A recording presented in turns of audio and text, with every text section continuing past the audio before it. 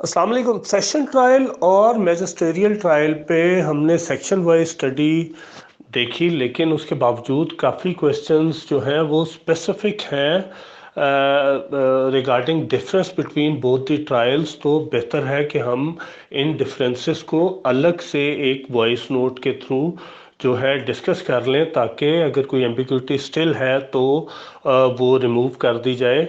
देखें, सबसे पहली बात तो ये है कि ये जानना ज़रूरी है कि मैजिस्टेरियल ट्रायल और सेशन ट्रायल, इन दोनों में ह्यूज डिफरेंसेस हैं। और चूँकि हम लोग एक प्रैक्टिकल अप्रोच के साथ इन डिफरेंसेस को ऑब्ज़र्व करते हैं, तो लिहाजा हमें ये डिफरेंसेस इतने नहीं लगते। लेकिन अगर हम स्टैट्यूट की बात करें, जो इसका प्रोसीजर प्रोवाइडेड है या उसके अंदर जो मौजूद वर्ड्स हैं, टेक्स्ट है, उस उन प्रोविजंस का अगर हम उसको देखें तो हमें ये नज़र आता है कि इनमें हर जगह पर हर चीज़ का फ़र्क मौजूद है। और हम लोग जो हैं उसको प्रैक्टिकली इतना इस वजह से भी शायद नहीं देखते कि वही रूटीन के अंदर कॉग्निजेंस ली जा रही है, प्रोसेस इशू हो रहा है, अटेंडेंस प्रिक्योर होने के बाद जो है उसमें नकूल तकसीम की जा रही हैं, चार्ज फ्रेम किया जा रहा है, एविडेंस रिकॉर्ड की जा रही है, प्रोसिक्यूशन की एक्यूज़ को सुना जा रहा है और अल्टीमेटली उसकी स्टेटमेंट्स रिकॉर्ड की जा रही हैं एक्यूज़ की, और फिर फैसला किया जा रहा है। तो ये अपेरेंटली सारा कुछ एक जैसा लगता है, मगर स्टैट्यूटरी प्रोविजंस को अगर आप देखें मैजिस्टेरियल ट्रायल के अंदर 241 से ऑनवर्ड्स 249 ए तक या इवन 250 तक भी, या आप सेशन ट्रायल में देखें कि 265 ए से ऑनवर्ड्स जो है 265 के तक, तो आपको हर जगह पर काफ़ी ज़्यादा फ़र्क जो है वो मिलते हैं। अब हम इसको सेक्शन वाइज थोड़ी सी स्टडी कर लेते हैं और ये देख लेते हैं कि इन दोनों ट्रायल्स में फ़र्क क्या है। सबसे पहला फ़र्क हम लोग इन प्रोविज़न से हट के भी शेड्यूल 2 सीआरपीसी के अंदर देखते हैं कि वहाँ पर, जैसे मैं पहले काफ़ी दफ़ा बता चुका हूँ कि शेड्यूल 2 सीआरपीसी के लास्ट कॉलम के अंदर आपको ये बात मिलती है कि कौन सा ऑफेंस जो है कौन सी कोर्ट ट्राई करेगी। अब काफ़ी ज़्यादा ऑफेंसेस ऐसे हैं जहाँ पर आप लोग ये बात भी देखते हैं कि मैजिस्ट्रेट फर्स्ट क्लास और सेशन कोर्ट तहरीर है, और इसका ये भी मतलब है कि ये दोनों अदालतें उन ऑफेंसेस की जो है कॉग्निजेंस ले सकती हैं। लेकिन प्रोप्राइटरी डिमांड क्या करती है कि जो हमेशा लोअर कोर्ट होती है, हमेशा वो जो है प्रेफर इस वजह से की जाती है ताकि एक्यूज जो है वो एक अपील के फोरम से डिप्राइव ना हो सके और उसको एपेलेट फोरम्स जो हैं वो मिलते रहें, अपनी जो है जो उसके राइट हैं, फंडामेंटल राइट हैं, उनको भी ज़हन में रखते हुए और ये जो फोरम है ये इससे उसको डिप्राइव नहीं किया जा सकता। तो सबसे पहला फ़र्क तो हम लोग यही देखेंगे कि शेड्यूल 2 सीआरपीसी के अंदर मैजिस्टेरियल ऑफेंसेस जो हैं वो भी डिफाइंड हैं, और सेशन ट्रायल जो है उनके ऑफेंसेस भी डिफाइंड हैं। और इन दोनों ऑफेंसेस की जो ग्रेविटी है, सीरियसनेस है,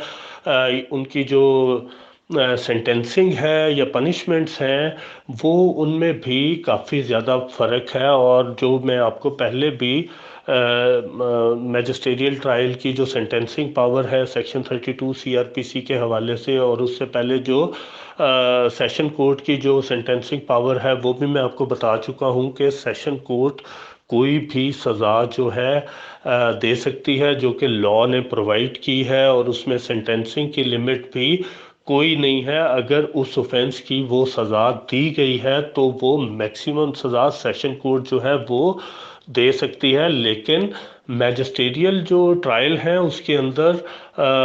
मैं आपको बता चुका हूँ कि मैजिस्ट्रेट फर्स्ट क्लास जो हैं वो 3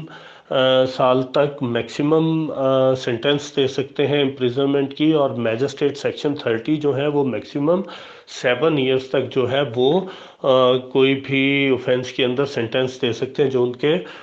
ट्राइएबल हैं। तो इस लिहाज से अगर आप देखेंगे शेड्यूल 2 सीआरपीसी के अंदर, तो वहाँ पर जितने भी सेशन ट्रायल के जो ऑफेंसेस हैं, जिनमें आप मर्डर देख लें 302 देख लें, या आप जिना देख लें 376 जो रेप के नाम से है, फिर आप एब्डक्शन देख लें 365 बी वगैरह, ये सारे ऑफेंसेस हैं जो इट्स सेल्फ एविडेंट हैं कि उनकी सज़ा को देखते हुए या किसी और कानून के अंदर भी, जैसे नारकोटिक्स के केसेस देख लें, आप एंटी टेररिज्म कोर्ट के केसेस देख लें, तो वहाँ पर भी उन सारी सज़ाओं से उन ऑफेंसेस की जो ग्रेविटी है उसका भी पता चलता है कि सेशन ट्रायल के अंदर जितने भी ट्रायल्स हैं वो सीरियस इन नेचर हैं, और उनकी जो punishment है that is also very serious in nature, including hanging till death और life imprisonment of 25 years, ये सारी हैं। और on the other hand आप मैजिस्ट्रियल ट्रायल में देखेंगे कि यहाँ पर हो सकता है पूरे पूरे ट्रायल कंडक्ट करने के बाद भी मैजिस्ट्रेट साहब जो हैं वो किसी केस के अंदर दे तो वो मैक्सिमम 3 साल तक की सज़ा दे सकते हैं, लेकिन हो सकता है कि वो सिर्फ जुर्माना करके उस केस को कंक्लूड कर दें। और इस माइंड फ्रेम का भी फिर डिफरेंस हुआ कि जो एक्यूज जो हैं वो सेशन ट्रायल के अंदर ट्रायल फेस कर रहे हैं, या जो मैजिस्ट्रेट साहब के सामने ट्रायल फेस कर रहे हैं, इन दोनों के एक्यूज जो हैं उनकी भी मेंटालिटी में, उनके डिफेंस में और उनका जो मोड ऑफ डिफेंस है, इन सारी चीज़ों के अंदर भी जो है काफ़ी ज़्यादा डिफरेंस है। तो सबसे पहली बात हमने तो ये देखी कि जो सेशन कोर्ट है और जो मैजिस्ट्रियल कोर्ट है, इसके अंदर जो ऑफेंसेस की नेचर है वो भी डिफरेंट है, और वही उनकी जो है वो जुरिस्डिक्शन ऑफ ट्रायल जो है वो बना रही हैं। अब दूसरा डिफरेंस कॉग्निजेंस का है कि जैसे मैं आपको पहले भी बता चुका हूँ कि जो मैजिस्ट्रियल कोर्ट है इसके पास डायरेक्ट कॉग्निजेंस है, ये किसी भी रिपोर्ट 173 की डायरेक्ट कॉग्निजेंस लेती है, चाहे वो उसकी अपनी कोर्ट की हो, चाहे वो सेशन कोर्ट की हो। और जो सेशन कोर्ट है उसके बारे में भी मैं आपको डिटेल से बता चुका हूँ कि सेशन कोर्ट की डायरेक्ट कॉग्निजेंस पार है, और वो किसी केस के अंदर भी डायरेक्ट कॉग्निजेंस नहीं ले सकते। तो इस लॉजिक को भी थोड़ा सा समझने की कोशिश करते हैं कि मैजिस्ट्रियल कोर्ट जो है वो क्यों डायरेक्ट कॉग्निजेंस ले रही है, और सेशन कोर्ट की क्यों जो डायरेक्ट कॉग्निजेंस है वो बार है। अब इसको समझने के लिए हम पहले ये देखते हैं कि क्या जितनी भी हमने kinds of reports under section 173 CrPC देखी, या उसकी फॉर्म ऑफ 173 सीआरपीसी देखी, या इवन हमने जो 173 सीआरपीसी को भी डिस्कस किया, तो पहला क्वेश्चन ये अराइज होता है कि क्या मैजिस्ट्रेट साहब जो हैं उनके पास जब कोई रिपोर्ट 173 सीआरपीसी आती है तो क्या वो इसको अलग अलग माइंड फ्रेम से देखते हैं, या उनके लिए हर तरह की रिपोर्ट 173 सीआरपीसी एक तरह की रिपोर्ट है। और इसका जवाब यही है कि नेगेटिव रिपोर्ट 173 हो या पॉजिटिव रिपोर्ट हो, नेगेटिव मीन कि जहां पर पुलिस ये समझती है कि उनको इस एक्यूज्ड का ट्रायल नहीं चाहिए, या ये केस फॉल्स एंड फ्रिवलेस पाया गया है, या वो ये समझते हैं ये सिविल नेचर का केस है, या वो ये समझते हैं कि मिस्टेक ऑफ फैक्ट या मिस्टेक ऑफ लॉ के ऊपर रजिस्ट्रेशन ऑफ एफआईआर हो गई, या वो ये समझते हैं नॉन कॉग्निजेबल ऑफेंस के ऊपर कोई एफआईआर हो गई, और वो इसको कैंसलेशन की शेप में पुलिस रूल्स के मुताबिक फॉरवर्ड करते हैं, तो that is called a negative report. और दूसरी साइड पे जहाँ पे वो रिकमेंड कर रहे हैं किसी भी एक्यूज्ड को थ्रू प्रोसिक्यूशन के इसका ट्रायल किया जाए, वो पॉजिटिव रिपोर्ट है। तो अब कहीं पे सीआरपीसी के अंदर ऐसी डिस्टिंक्शन मौजूद नहीं है कि आपने इस रिपोर्ट को इस एंगल से देखना है, क्योंकि कॉग्निजेंस तो वही है 190 वाली, और पुलिस रिपोर्ट भी वही है, और उसके अंदर कोई शेप डिफाइंड नहीं है कि पुलिस रिपोर्ट इस तरह होगी तो आप ऐसे देखेंगे, इस तरह होगी तो आप ऐसे देखेंगे। और फिर हमने ये भी देखा कि 190 में ही ये बात है कि अगर कोई ऑफेंस ट्राइएबल बाय सेशन कोर्ट होगा तो वो उसको विदाउट रिकॉर्डिंग ऑफ एविडेंस जो है ट्रांसमिट करेंगे to the concern session court, जो कि सेशन जज साहब जो हैं वो चूँकि हेड ऑफ द डिस्ट्रिक्ट हैं for all the subordinate judiciary, magisterial court हो या एडिशनल सेशन जजेस की कोर्ट हो, तो आगे से जो entrustment of the criminal criminal work है वो भी इवन सेशन जज साहब जो है वो उन्हीं की पावर है under the criminal procedure code. तो अब क्वेश्चन ये राइज होता है कि अगर कोई रिपोर्ट जो है वो चाहे सेशन कोर्ट की है चाहे वो मैजिस्ट्रियल कोर्ट की है और वो सबमिट की जाती है, तो क्या मैजिस्ट्रेट साहब जो हैं वो पोस्ट ऑफिस है सिंपली, और क्या वो हर रिपोर्ट जो है आगे फॉरवर्ड करने के लिए जो है वो पाबंद है? तो जो कानून में तो ऐसी बात कोई नहीं लिखी सीआरपीसी के अंदर, लेकिन हम लोग मुख्तलिफ लॉजिक से और कानूनी एक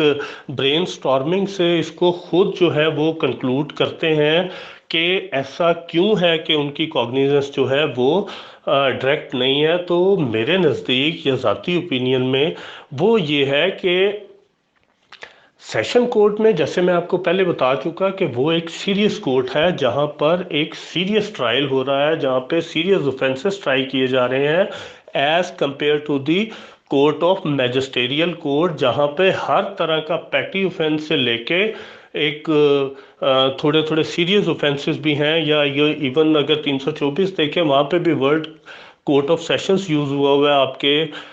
जो शेड्यूल 2 के अंदर। लेकिन स्टिल वहाँ पर जो पावर है मैजिस्ट्रेट सेक्शन 30 की वो मैक्सिमम 7 इयर्स जो है वो पनिशमेंट इन्फ्लिक्ट करने की है। तो हम इसको इस तरह देखते हैं कि क्या जो 173 अगर सेशन ट्रायल की जो है वो फॉरवर्ड की जाए by the prosecution to the magisterial court, और क्या मैजिस्ट्रेट साहब हर रिपोर्ट ऊपर भेजने के पाबंद हैं? तो इसका जवाब नेगेटिव इस वजह से आता है कि अगर हम लोग जैसे मैं आपको पहले बता चुका हूँ कि कोई भी फॉर्म 173 डिफाइंड नहीं है सीआरपीसी के अंदर, ना ही उसका कोई अलग अलग मोड ऑफ कॉग्निजेंस बयान किया गया है, बल्कि एक जनरल बात लिखी है कि upon police report along with others जो भी प्राइवेट कंप्लेंट वगैरह मैं आपको पहले बता चुका हूँ। तो अब 173 पुलिस रिपोर्ट किसी भी फॉर्म में आती है, पॉजिटिव हो नेगेटिव हो, कैंसलेशन रिपोर्ट हो अनट्रेस्ड रिपोर्ट हो, और ये बात भी मैं आपको बता चुका हूँ कि ये सारी सबमिट तो मैजिस्ट्रेट साहब के पास होनी है। तो जब मैजिस्ट्रेट साहब के पास होनी है तो क्या मैजिस्ट्रेट साहब जो है हर रिपोर्ट इसी तरह फॉरवर्ड कर देते हैं? फॉर एग्जांपल कैंसलेशन रिपोर्ट है, अब अगर सेशन ट्रायल के अंदर सेशन ट्रायबल ऑफेंस के अंदर अगर कोई कैंसलेशन रिपोर्ट मैजिस्ट्रेट साहब के पास सबमिट होती है तो मैजिस्ट्रेट साहब दोनों तरह के इख्तियारात रखते हैं। नंबर 1 कि वो उसको कैंसलेशन रिपोर्ट को एग्री कर सकते हैं, और अगर वो एग्री कर देते हैं तो it means this report shall not be transmitted to the session court. Secondly untraced report देख लें कि अगर वो भी किसी सेशन ट्राइबल ऑफेंस की है तो वो भी मैजिस्ट्रेट साहब अगर एग्री कर लेते हैं तो that shall not be transmitted to the session court. Similar is the logic behind all other reports under section 173 CRPC pertaining to the offenses triable by the session court, के वहाँ पे भी मैजिस्ट्रेट साहब जो हैं वो पाबंद नहीं है कि उस 173 को वो हर सूरत के अंदर जो है वो फॉरवर्ड ही करेंगे to the session court. Word ज़रूर लिखा हुआ without recording evidence, but what about prior to recording of evidence, कि क्या मैजिस्ट्रेट साहब उसकी जो है वो मटेरियल नहीं देख सकते? क्या मैजिस्ट्रेट साहब उसके अंदर एक्विजिशन नहीं देख सकते? और इसकी प्रैक्टिकल एप्लीकेशन तो हमें पंजाब के अंदर नहीं मिलती, लेकिन ऐसी मिसालें आपको जो है वो सिंध